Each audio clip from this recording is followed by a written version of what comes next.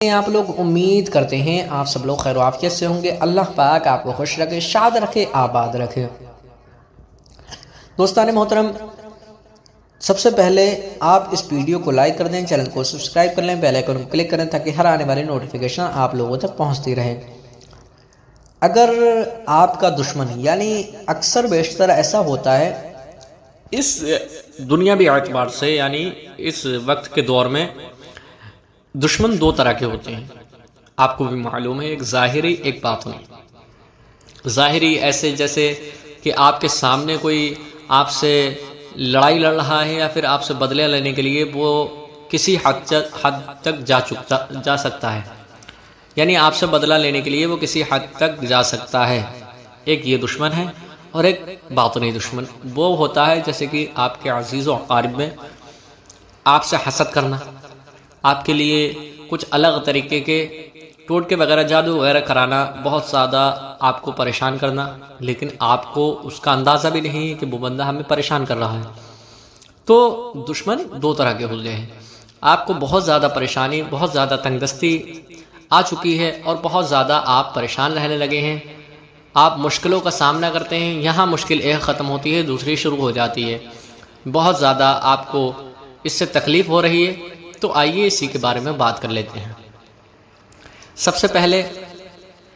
حدیث پاک جان لیجیے، انما الاعمال بالنیات، عمل کا دار و مدار نیتوں پر ہے، یعنی کہ اپنی نیت کو صاف کریں، پھر اس کے بعد اس عمل کو اپنائیں، پھر دیکھیں آپ کمال کس طریقے سے آپ کو اس کے فائدے حاصل ہوتے ہیں۔ دوستو، اکثر ہمارے گھروں میں کیا ہوتا ہے کہ زیادہ تر ہمارے گھروں میں کہ ہم دوسروں کو اٹھنا بیٹھنا بہت رکھتے ہیں، یعنی کہ ہمارے گھر میں کوئی بھی انجان بندہ، ہمارے شہر کا، ہمارے محلے کا، ہماری بستی کا کوئی بھی شخص آ کے بیٹھ جاتا ہے، یعنی کوئی بھی غیر محرم آ کے بیٹھ جاتا ہے،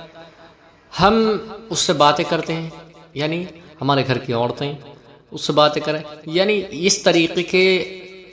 جو باتیں ہوتی ہیں ان سب کو دور کر دیں،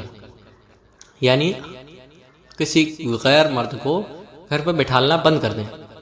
کسی بھی غیر شخص کو بٹھالے ہی نہ، سب سے پہلے یہ چیز ختم کر دیں، کیونکہ آپ کے عزیز و اقارب یا آپ کے کوئی بھی بندہ آپ کے یہاں بیٹھنے کے لیے آتا ہے تو آپ یہ نہ سمجھیں کہ وہ ہماری اچھائی کے لیے آ رہا ہے، کیا پتہ اس کی نیت کس طریقے کی ہے۔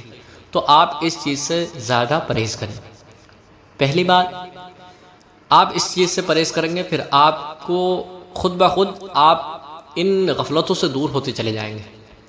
اور آئیے اب اسی دشمنے کے بارے میں بات کر لیتے ہیں کہ آپ کو اس کو کس طریقے سے دور کرنا ہے۔ تو آپ کو باوضو ہو جانا ہے اور تنہا مصلی پہ بیٹھ کے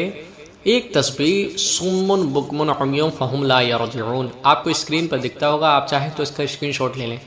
اس کو یاد کر لیں، اس کی ایک تسبیح پڑھیں، اللہ تبارک و تعالیٰ کی بارگاہ میں دعا کریں کہ اے اللہ، میں تجھ سے تیری پناہ مانگتا ہوں، اور جو میرے لیے جس طریقے کی میرے لیے مشکلات پیدا کرے، اللہ پاک اس کو بھی ہدایت فرما، مجھے بھی ہدایت فرما، یعنی کہ اس کے لیے کوئی غلط دعا نہ کریں، بس اس کے بھی لیے ہدایت کی دعا کریں، کیونکہ ہم اس کے لیے اگر ایسے غلط الفاظ اپنی زبان سے نکالیں گے تو